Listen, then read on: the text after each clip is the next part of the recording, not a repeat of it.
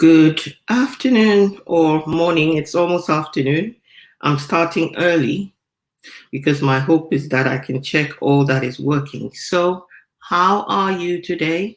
Welcome to another episode of Inspiration to Achieve Life. So, I'm coming to you on LinkedIn, Facebook, and in my community, the Visionary Introverted Woman community. My name is Patience Ogumbono, and I'm the host of Inspiration to Achieve, aka the Visionary Introverted Woman. So today on this session, I want to share with you on the word survival, because I'm starting a series today called Leading Your Life in 5 Stages. And if you can hear me clearly, make sure that you're able to send me a message, a comment, and give StreamYard permission, if you're on Facebook, to allow your comments to be seen. And so I just wanted to today start a series which I'm calling Leading Your Life in 5 Stages. And stage 1 today is survival. And it's a word that is apt for our situation at the moment, because everybody is looking to see how we can survive and get through 2020. What a year it has been.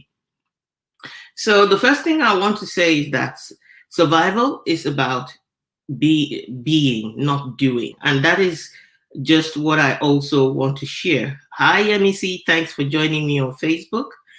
Please let me know if there are any distortions on the line, if the voice is not clear or the picture or anything like that. I will appreciate it. If everything is working fine, give me a thumbs up.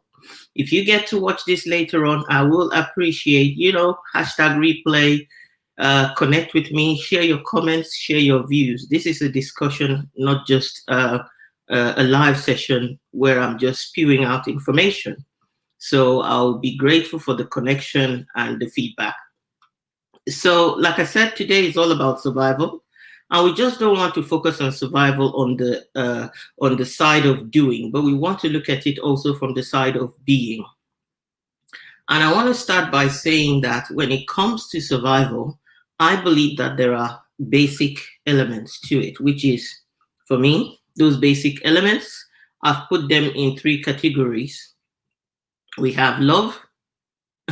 I start with love. And the reason why I start with love is because when you think about it, when a human being is born, they cry, and the first thing they're looking for is to survive. And without the love of the mother or the parents being there and present to be able to now nurture them into survival mode, their ability to survive can be slim. So thank you, Prashant, for sharing on LinkedIn. Voice is clear. I appreciate that.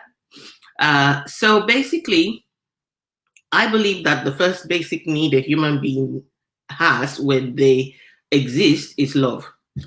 And then the next thing for me is food, water, and clothing. Water, first of all, in my view, because a lot of people can live with water for a long time without eating. And for many people, you might think, oh, yes, all these basic needs. For some people, what we call basic is actually essential for them. And the truth is that one man's survival is another man's thriving. So I support a charity called Care International. This is a picture of a girl from Yemen. And Care International supports women and empowers women to be able to empower their communities and create sustainable living to thrive. So I've supported them since 2018 when I discovered them, because they're very, I believe in their values and the ethos. And here is a card that was sent to me this year. It says, "Dear patients, this has been a tough year, and we are so grateful for your support. With your help, Care has been able to provide essentials like safe water, soap, and nutritious food at a time when the coronavirus pandemic has made life even more challenging for the world's most vulnerable people. Happy holidays. wishing you a new year full of peace and joy. So I just put on the tap and I get water. I go to Tesco and I get food. For me, they're basic. I'm over and above that.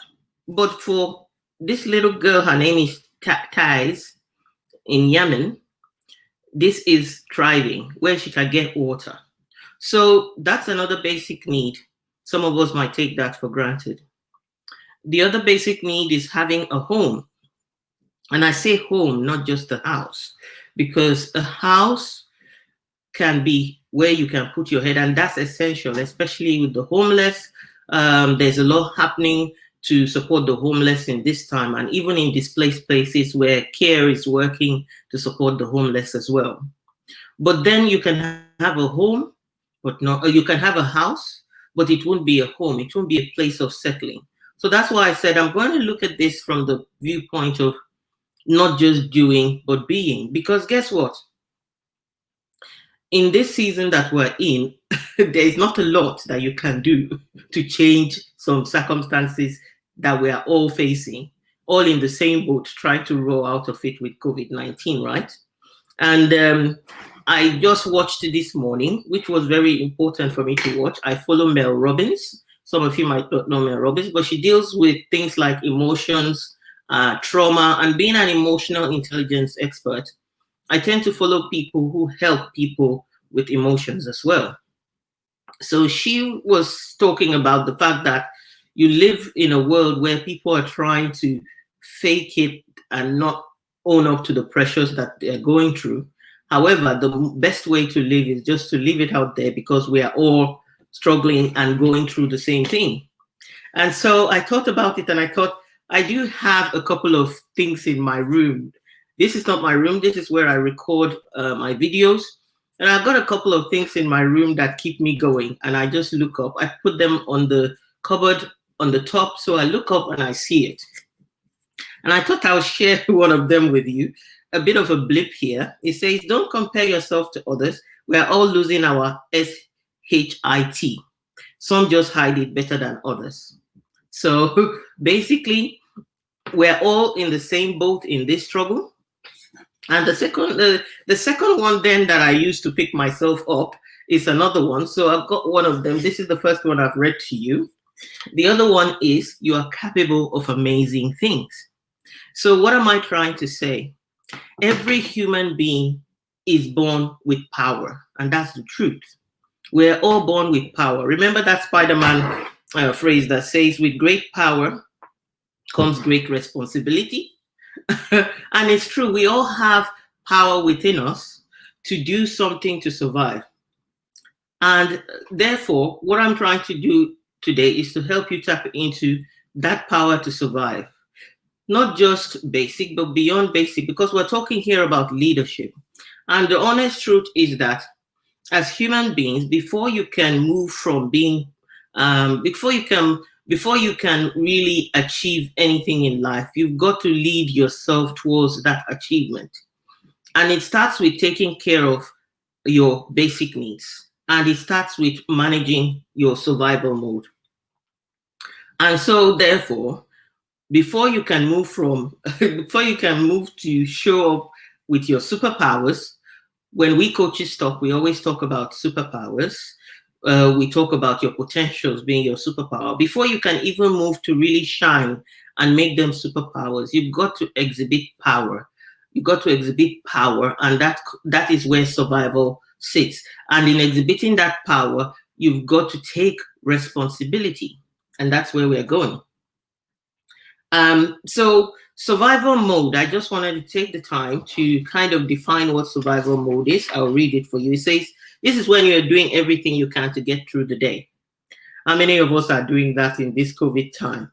From a mental health perspective, yes, tick, I'm having to do that because, shield myself from news or whatever, but still taking the news because I want to share in what's happening. A lot of pain and a lot of suffering is going on at the moment.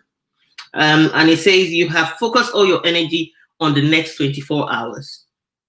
So survival mode means that Many times you are finding yourself just getting through the next 24 hours. And at the moment, it's okay not to be okay. And it's okay just to focus on the next 24 hours if that's all you can do. And then it says you're unable to even think about the next day, never mind next week. You can only consider one task at a time. So that is survival mode definition, where you are getting through the day, your 24-hour focus. Hi, Tom. Thanks for joining me on Facebook, on LinkedIn. So basically, you're getting through the day, one day at a time. And that's okay. That's okay. But to be able to actually survive and survive in a way that it's real survival and living, you've got to apply self-leadership. That's where I'm coming from. So, like I said, leading your life in 5 stages is the series that I'm going to be running for the next couple of weeks. And the first stage is survival. At the end, I will tell you about the next 2 stages that we'll be doing after Christmas, because I'm going to take Christmas off. And the idea is I want to help you to move towards the direction of owning the responsibility for your survival. For example, at this point, you hear people arguing about whether they should wear a mask, whether they should wash their hands, whether the government should tell them. If you think about survival as your responsibility, then you're going to ask yourself, where do I want to be? And what do I want to do? And what is the process that I need to go through to keep myself safe, keep myself alive, to be able to fulfill my dreams, to be able to see my loved ones? What is it that you have to do? You can't abdicate that responsibility. And you might think that, okay, somebody is stopping you from breathing by asking you to wear a mask. It depends on where you're coming from, I have to tell you. When I was pregnant with my second child, my daughter now, who is 17, first I got chickenpox. Then I started struggling during chickenpox and I couldn't breathe. And imagine being pregnant. I was 12 weeks. It wasn't that heavy, but I got through the chickenpox, maybe getting on to 16 weeks and all that stuff. It was tough. It was tough. It was a touch and go situation for me and the baby. After that, I found out that I was getting bigger, but I was also struggling to breathe. And it was really, really tough. And I remember trying to convince the doctors, because as you know, in this country, in the UK, where I live, people are very careful about giving you medication if you don't need it. They kind of work with you, as far as I'm concerned, and know many, to see how your body can fight it and how you can avoid. So I kept saying, I can't breathe, I need help. And over time, then I was given, inhalers. And I will tell you that once I took that, I knew the difference between holding your breath or not being able to breathe and breathing. So I understand to a certain degree. Hello, Delhi. Thanks for joining me from Denmark here. Great to have you on Facebook. So what am I saying? When you understand the gravity of what is happening, you will take precautions because you've been there. You've been through the struggle. Thanks, Solomon, for joining me on Facebook. You've been through the struggle before, but say you have not been, just follow the example of others and say, for now, this is the solution that we have. And it's not right for anybody to tell you what to do or whatever, but we've given people governance. So it's just about what do you need to do to follow yourself, to make yourself safe. I've got people from India, from Denmark. Thank you for watching. I'm so glad to have you on board and connecting and with the discussion. So what survival mode does to you as well, it invites you and puts you in a situation of fighting to live. That's the problem with survival mode, isn't it? Now it brings about feelings like having the fight or flight, or freeze situation. But for you to move into that state of being stable, then you need to move into a state of fight. And how do you fight? And this is what I want to kind of look at and cover. Fighting and deciding to fight is a factor. Hi, BC, thanks for joining me and coming from Nigeria as well. I'm loving that. So basically, it's about saying, I'm going to fight. You can either freeze, or you can take flight, or you can fight. And the situation here in terms of survival, and what I'm trying to say when it comes to leadership, is you choose to fight. And what do you choose to fight for? You choose to fight to live, and it's all about self-leadership. So let's look at some of the points that I have down here about choosing to fight and how you manage your survival mode. The first one is you manage it from provision, right? You manage it from providing for yourself. And I'm not just talking about basic provision, but taking responsibility for how you provide and what you provide for yourself. If you are somebody who needs nourishment, more nourishment, thank you. Yes, more nourishment than most. We know that even at this time, immunity is one of the key words that is used for survival. So if you're going to talk about basic needs, you're going to look within that basic needs as part of your self-leadership to say, what do I need to do to maintain immunity? It's a fight. So we're fighting an invisible enemy. We're all in the same boat. We're all managing it. So you can decide to keep junking up as part of the provision for your body, or you can decide to empower your body to fight back against the virus. And that means that in providing for yourself, be it food. So that's the first step, is provision. You're going to provide for yourself, right? So you're going to take responsibility. So there is a story I love, or a saying I love, that is used by a lot of people. And it's the story of, in Africa, you've got in the jungle, the law of the jungle, or whatever, the lion wakes up in the morning and the gazelle wakes up in the morning. Now, they both have their plans. The lion wakes up hungry, the gazelle wakes up hungry, but they are just minding their own business. And it says that you find that everybody starts running, looking for food. So if you're the lion, you're running to chase the gazelle. And if you're the gazelle, you're running to save your life. So whatever you do, both of you need to be running. Now, if the gazelle is running, and I'll talk about the other element of survival mode, as you well know, if you've watched a lot of nature programs, which I have, running on your own is a recipe for disaster. The lions hunting packs, so a gazelle must run in packs and keep up with its team. So what am I trying to say? If you want to maintain survival in this time, looking at things like what you're providing for yourself, immunity. We've talked about it in the beginning. Mask becomes a basic need. Covering the nose to avoid washing your hand becomes your basic need, becomes your default basic need at the time where survival mode is what you need to be in. Those are some of the things to think about when it comes to survival. So the next point is self-control. So this is general, not just about, it applies to what I say about when it comes to immunity. What you're eating, you've got to be thinking about it so that you're putting foods in your body that build your immunity. You are actually going out there and buying maybe vitamins. Rehama, thanks for joining me on Facebook as well. Buying vitamins to maintain that immunity. So that's provision. But then we come to self-control. Self-control has to do then with how you manage your state of being. And I want to talk a little bit about this nice chemical we call dopamine, right?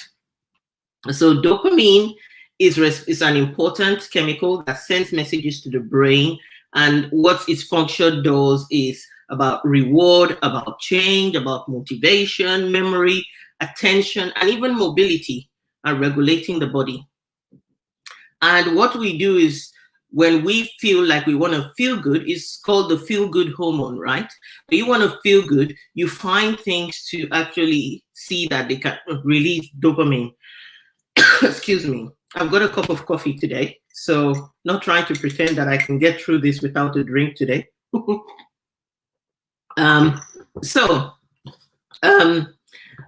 Basically, self-control. How do you make sure that the way you release dopamine, the way you trigger your enjoyment, leads to the right results that you want and keeps you surviving to move on to thriving? So I started using the phrase a lot, and maybe many people use it, striving to thrive. So you're not striving like hustling.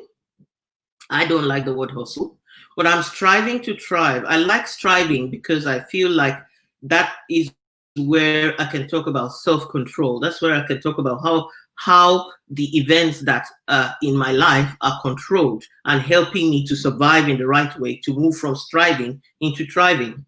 So if you think about what can you do, what can you do? Thanks, BC. I'm so grateful. Yes. So what can you do to stay in a position of striving to thrive? That's what survival is about. So you're going to look for rewards that are right. So dopamine, on the one hand, where it has benefit for motivation, a lot of people are going through depression at the moment, anxiety. How do you manage that? You can choose to manage it by resorting to substances or alcohol, which has effect of giving temporary stimulation and releasing that dopamine. But if you're going to walk in a state of being that is stable, then you're going to, yes, talk about survive, but thrive. Yes, I love that. So that's another way of talking about striving to thrive is survive to thrive. Thanks, BC, for that. That's great. So basically, you want to be able to look at what things you're using to release that energy, to release that motivation, to release that capability to keep going, to keep thriving, to keep striving, really. So self-control, very important. The third element of survival, and this is where leadership sits very nicely, is about making sure that you are taking responsibility for your sphere of influence. Now, leadership is influence.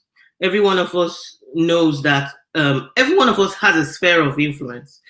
When you, I always use life in general. So when you as a parent have a baby, immediately you have influence because you have a child there and you need to take responsibility. They fall into your sphere of influence. You got to decide who is in your sphere of influence and how does that impact your survival and how do you impact the survival of that person or that community, for example. So if you are a leader, how do you impact the survival of that community? Because that's your sphere of influence. If you have a title or you have a responsibility for people that is given to you, you have to actually own that responsibility for you to be able to help them survive. And we've heard that there's a lot of things about what leaders did not do correctly, did not take the right decision. And so the survival of a lot of people depended on that. And some did not survive. We know that's the climate we live in. So you've got to understand what's my sphere of influence and take responsibility for that. It's one, about your survival, because guess what? COVID did not respect anybody. So it's one, about your survival, and two, about the survival of those in your sphere of influence. So like I said, you might not have a title, but the moment you become mommy or daddy, that's a title that creates a sphere of influence where there's a child involved. If you're a child, if a child is brought home to an older brother or sister, the older brother or sister was just a child before they became an older brother or sister. Suddenly somebody has been added into their sphere of influence. When they try to do something bad, they are going to either drag that person in or they are going to make sure they don't do that bad thing so that that little baby that is around them does not imitate and copy. Suddenly you find that leadership is about looking at your sphere of influence and the survival of the people around you. It's not just about you. And I think that's important when we are waiting, there is somebody who's training on leadership I love, Keith Ferrazzi. And he wrote a book called Leading Without Authority.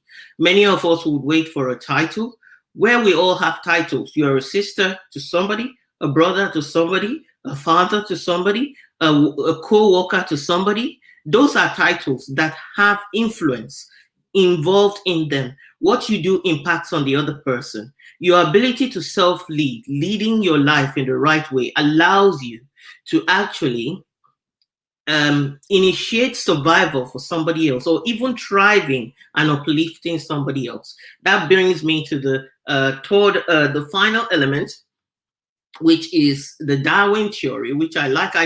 it came to me, I work intuitively, and it came to me when I was preparing for this. Survival of the fittest. I did biology. Yes, I got good grades in my biology, but I never really focused on it. So I thought, why is that coming to me intuitively?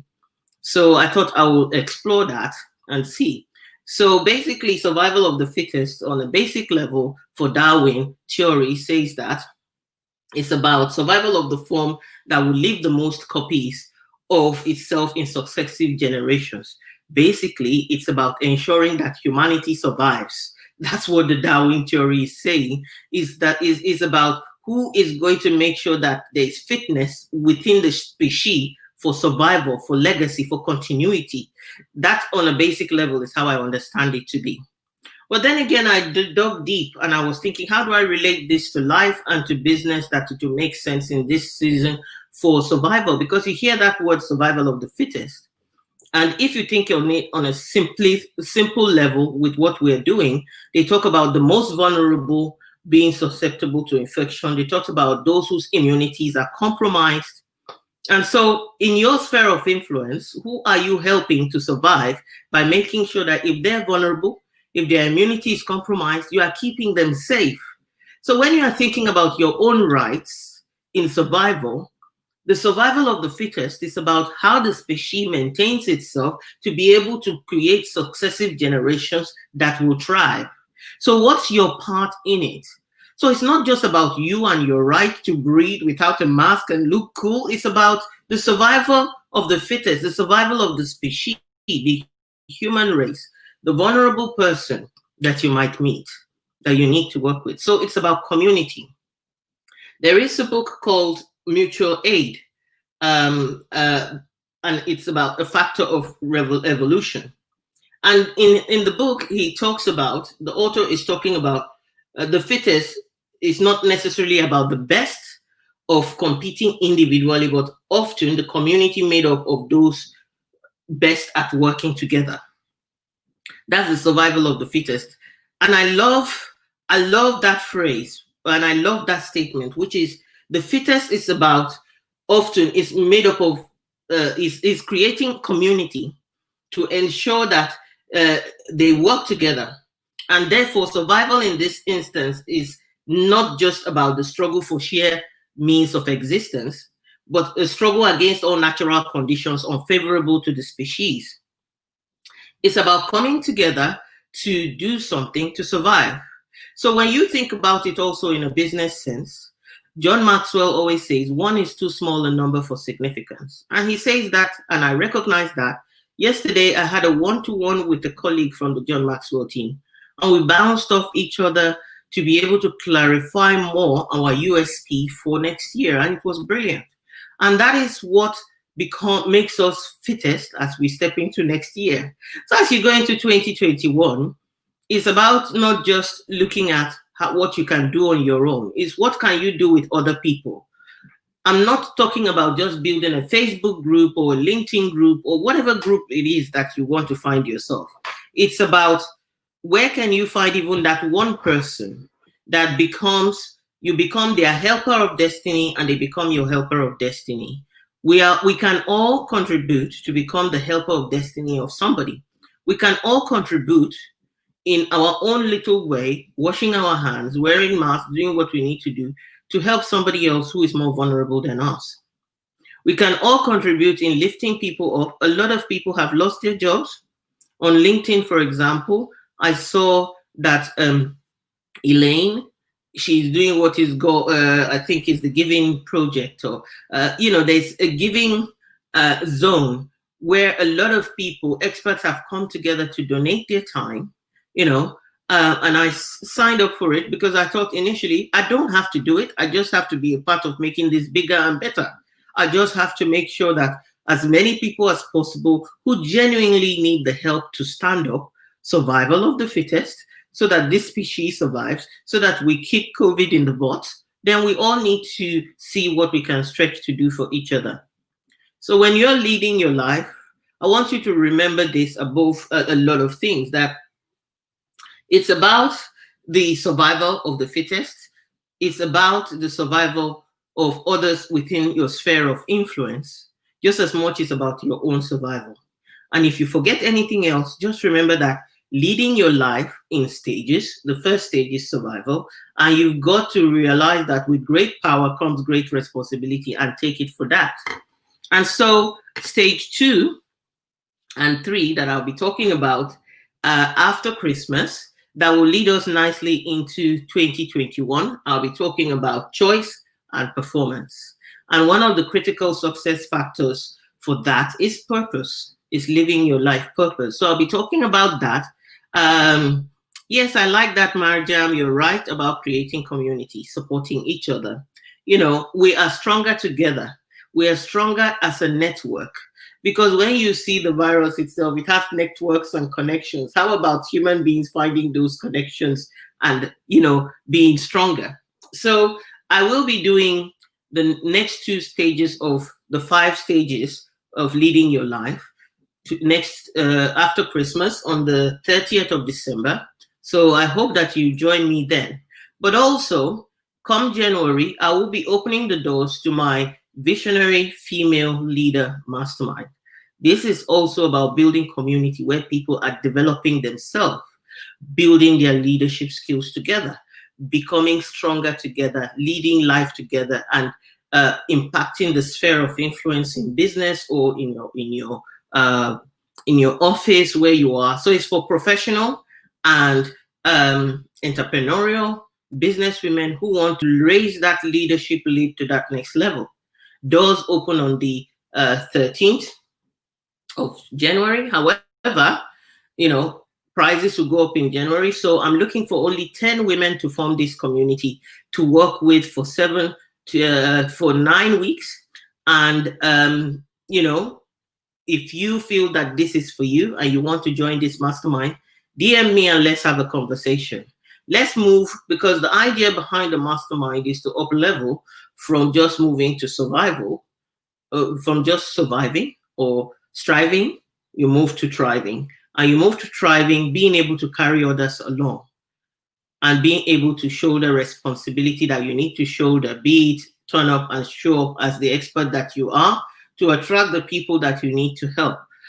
And also be able to feel comfortable in your own skin and assertive in your natural way of being assertive, rather than the other leadership styles that are out there. So becoming basically a person of influence in your sphere of influence. So if that resonates with you, get in touch with me and take up one of the 10 spaces that are going to be available before the doors open would be great, and to take advantage of the discounted price, which will be then going up by 20% next year. In line with the way businesses grow, we have to all put up our prices to be able to keep growing.